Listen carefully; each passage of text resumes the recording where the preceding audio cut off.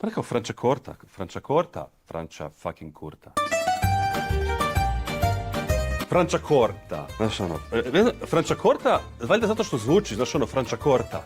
Znaš ono, lako mogu izgovoriti, jel?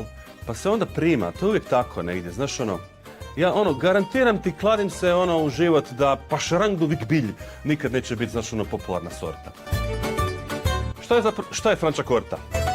Znači, Franciacorta je pjenušac klasične metode iz Italije. I sad u čemu je fora? Franciacorta, ako je dobra, ako je ono spektakularno vino, a ima ih, problem je što onda košta jednako ili čak i više nego li šampanjci, nego li the real thing. Dakle, iskreno, imam Franciacorta koje bi rado konzumirao, za koje ima mjesta na stolu, ali postavlja se pitanje smisla jer te Franciacorte koštaju, velim, jednako ili više nego li dobri šampanjci.